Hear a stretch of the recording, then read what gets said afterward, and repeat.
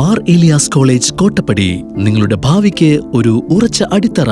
മനോഹരമായ ക്യാമ്പസ്, ആധുനിക ICT സൗകര്യങ്ങളോട് കൂടിയ ക്ലാസ് റൂമുകളും മികച്ച ഇൻഫ്രാസ്ട്രക്ചറും ചേർന്ന് ഗുണമേന്മയുള്ള പഠനാന്തരീക്ഷം. പഠനത്തോടൊപ്പം കലാകായിക മേഖലകളിലും ഒരുപോലെ പ്രാധാന്യം നൽകി വിദ്യാർത്ഥികളുടെ കഴിവും ആത്മവിശ്വാസവും വളർത്തുന്നു. 100% പ്ലേസ്മെന്റ് അസിസ്റ്റൻസ്, ഇന്റേൺഷിപ്പുകൾ, സ്കോളർഷിപ്പുകൾ, ഇൻഡസ്ട്രി റെഡി ആഡ് ഓൺ പ്രോഗ്രാമുകൾ എല്ലാം ഒരു കുടക്കീഴിൽ. മാർ ഏലിയാസ് കോളേജ് കോട്ടപ്പടി.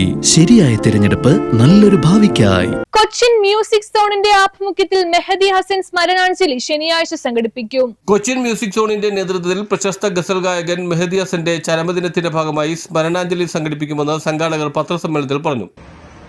ഗസൽ സംഗീത ലോകത്തെ അതുല്യ പ്രതിഭയായ മെഹദി ഹസൻ സാർ, അദ്ദേഹത്തിന് ഒരു സ്മരണാഞ്ജലി ഒരുക്കുകയാണ് കൊച്ചിൻ മ്യൂസിക് സോൺ ഈ വരുന്ന 13-ാം തീയതി MJ ഖുദാ കി ആവാസ്, ദൈവത്തിന്റെ ശബ്ദം എന്ന വിശേഷണത്തിന് അർഹനായ കലാകാരനാണ്. റൂഹേ ആവാസ്, ഖുദാ കി ആവാസ് എന്ന് കൂടി പറയുന്നത്. റൂഹേ ആവാസ് എന്ന് അദ്ദേഹത്തെ വിശേഷിപ്പിച്ചത് ലതാ മങ്കേഷ്കർജിയാണ്. ദൈവത്തിന്റെ ശബ്ദം നിങ്ങൾ അറിയണമെങ്കിൽ മെഹദി ഹസൻ സാഹിബിന്റെ ശബ്ദം കേൾക്കുക എന്ന് ലോകത്തോട് പറഞ്ഞത് ലതാജിയാണ്. ആ മഹാനായ കലാകാരൻ നമ്മിൽ നിന്നും വിട പറഞ്ഞിട്ട് 13 വർഷങ്ങൾ കടന്നുപോകും.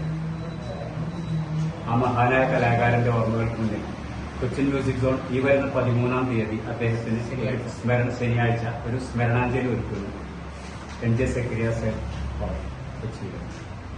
ഈ പരിപാടിയിൽ ഒട്ടനവധി ഗസൽ വേദികളിൽ തന്റെ സവിശേഷമായ ആലാപനം കൊണ്ട് ശ്രദ്ധേയനായ ശ്രീ റഫീഖ് യൂസഫാണ് മുഖ്യ ഗായകനായി എത്തുന്നത്. അദ്ദേഹത്തോടൊപ്പം സംസ്ഥാന കലോത്സവത്തിൽ 3 പ്രാവശ്യം ഉറുദു ഗസലിന് A ഗ്രേഡ് നേടിയ ആലിയ റിയാസും അദ്ദേഹത്തോടൊപ്പം ചേരുന്നു. ഈ പരിപാടി കൊച്ചിൻ മ്യൂസിക് സോണിന്റെ നേതൃത്വത്തിലാണ് ആരംഭിച്ചത്.